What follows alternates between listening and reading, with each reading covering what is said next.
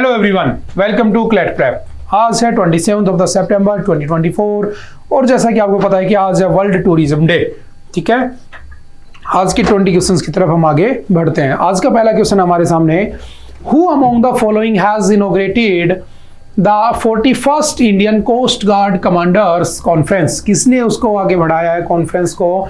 तो किसने इसको इनॉग्रेट किया? तो सिंपल याद रखना, Rajnath Singh. Option number A is the right answer. Simple सा आप कर सकते थे, वन लाइनर ही क्वेश्चन है। दूसरा क्वेश्चन पे चलते हैं। In collaboration with which of the following IITs, DRDO has developed an अभेद lightweight bulletproof jacket। एक नई लाइटवेट जैकेट आई है जिसका नाम है अभेद, यानी जिसको भेदा नहीं जा सकता। किसने? डीआरडीओ। डीआरडीओ का मतलब आप जानते हो, defence research and development organisation. DRDO कब बना था? 1958 में बना था। डीआरडीओ का हेडक्वार्टर कहाँ पे है? तो सिंपल याद रखना, न्यू दिल्ली में इसका हेडक्वार्टर है। डीआरडीओ के अभी चेयरमैन कौन है? तो समीर वी कामत। तो S V Kamat is the chairman of या डायरेक्टर ऑफ द डीआरडीओ। इसने किसके साथ मिलकर ये एक क्या बोलते हैं आपकी Abhed light weight bullet proof jacket बनाई है? तो सिंपल याद रखना, IIT Delhi. Option number C is the right answer. Which of the following states in the northeast of India has declared itself to be insurgency free? किसने free कर दिया? तो simple याद रखना, नॉर्थ ईस्ट की बात कर रहा है, Manipur. Option number is the right answer. ठीक है, नेक्स्ट आता है question number 4। Where among the following was the traditional Vijay festival celebrated? तो कहां पर फेस्टिवल सेलिब्रेट किया गया? Nepal. Option number B is the right answer. याद रखना, नेपाल के अंदर विजय फेस्टिवल को सेलिब्रेट किया गया है। ठीक है, उसके बाद चलते हैं नेक्स्ट क्वेश्चन के ऊपर। Which of the following state government has announced to increase in the minimum wage? किस स्टेट गवर्नमेंट ने मिनिमम वेज में अनाउंसमेंट करने की बात कही है? तो कौन सा है? Delhi. Option number A is the right answer.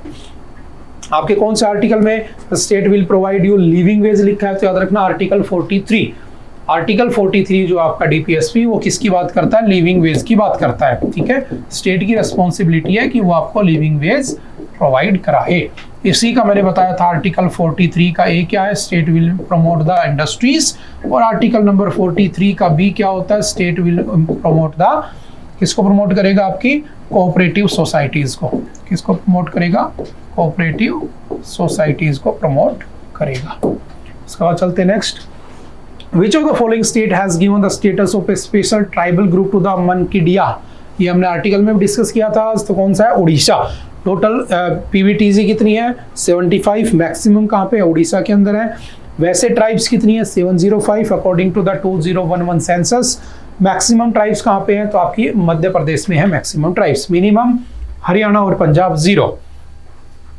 In which of the following will the 55th international film festival of India be organised? कहां पर होगा? तो option number B that is Goa is the right answer. Simple one liner में याद रखना। Which of the following countries has emerged as the largest importer of the weapons from India? India से सबसे ज्यादा वेपन्स किसने खरीदे हैं? तो कौन आ चुका है नंबर 1 पे? तो सिंपल याद रखना आपका ऑप्शन नंबर बी, आर्मेनिया।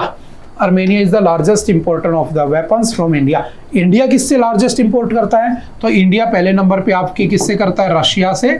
फिर इंडिया किससे करता है? फ्रांस से। फिर इंडिया किससे करता है? यूएसए से। इंडिया इन 3 से करता है इंपोर्ट। ठीक है, सिंपल सा याद रखना। उसके बाद चलते next. When is the world tourism day? तो आज ही है। आज हमने डिस्कस किया था, 27 सितंबर 1980 से बनाया गया। और United Nation World Tourism Organisation इसको 1970 में बनाने की बात रखी थी, प्रपोज किया था। 1980 से बनाया जा रहा है। ठीक है, Where have the Param Rudra super computer been installed? कहां पर लगाया गया परम जो हमारा रुद्र सुपर कंप्यूटर है? तो कहां पर? तो याद रखना, लखनऊ, पटना और Bhopal. Option number D is the right answer. Recently, who has secured first position in the 2024 state food security index? तो किसने स्टेट फूड सिक्योरिटी इंडेक्स में पहला पोजीशन पाई है? तो याद रखना, Kerala. Option number C is the right answer. Simple से याद रखना। Recently, the Air Force of the India and which country has successfully completed the Eastern Breeze 7 war exercise? ये हमने कल एडिटोरियल में भी पढ़ा था। कौन सा देश है? ओमान। ओमान के साथ हमारी ईस्टर्न ब्रीज एक्सरसाइज हो रही है। और ये एक्सरसाइज वाले पॉइंट ऑफ व्यू से इसको उस वाले हैंडआउट में नोट कर लेना। Which state government has recently implemented the Historical Property Damage Recovery Act? अगर तुम किसी की प्रॉपर्टी डैमेज करते हो तो आपसे पैसा वसूल लिया जाएगा। तो हिस्टोरिकल जजमेंट है property recovery act. Damage act. तो किसने पास किया है? तो सिंपल याद रखना option number C Uttarakhand. Uttarakhand में आया, अगर आपने किसी की प्रॉपर्टी को नुकसान करेक्ट किया तो आपसे आपकी प्रॉपर्टी रिकवर कर ली जाएगी। याद रखना उत्तराखंड ही भारत का पहला स्टेट बना था आफ्टर इंडिपेंडेंस जिसने यूसीसी को इंप्लीमेंट किया था, यूनिफॉर्म सिविल कोड, ये भी ध्यान रखना। आजादी से पहले किसके पास था? गोवा के पास था, है ना। Who has recently completed 400 wickets in international cricket? किसने कंप्लीट कर लिए? तो सिंपल याद रखना आपके Jasprit Bumrah. Option number B is the right answer. Who has recently won the title of Miss Universe India 2024? किसने जीता मिस यूनिवर्स इंडिया?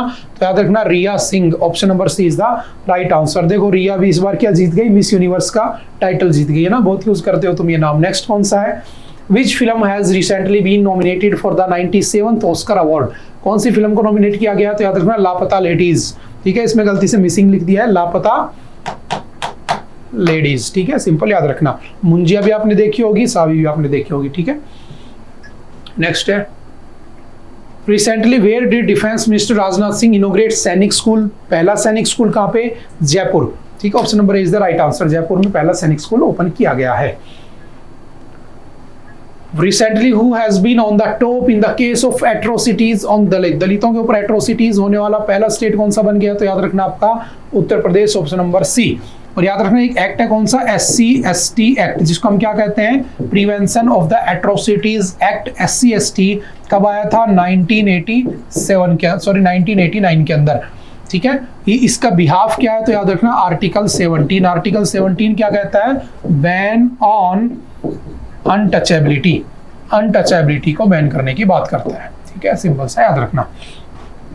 उसके बाद चलते हैं विच of the following is not a part of G4 group? तो G4 ग्रुप के कितने part थे? तो याद रखना इंडिया था, जापान था, रशिया नहीं था, है ना, जर्मनी था इसकी जगह, और ब्राजील। तो option number C is the right answer. Russia उसका पार्ट नहीं है। ठीक है, आज हमने पढ़ा था इसको। When was the Commission of Air Quality Management formed by Indian government? पहले क्या था? दिल्ली की अलग बोर्ड था, पोल्यूशन बोर्ड, हरियाणा का, उत्तर प्रदेश का, पंजाब का, इनका अलग अलग बना हुआ था, राजस्थान का। अब क्या किया गया? इन सबको हटाकर एक बना दिया सेंट्रल बोर्ड। कब बना था? 2020 के अंदर। आज हमने एडिटोरियल में डिस्कस किया था। Option number C is the right answer. उसके बाद चलते हैं नेक्स्ट। आई थिंक आज के लिए इतना ही है। आई होप कि आपको ये बातें समझ में आई होंगी। ठीक है, मिलते हैं दोबारा से नेक्स्ट लेक्चर में। Okay, bye bye, thank you, have a nice day.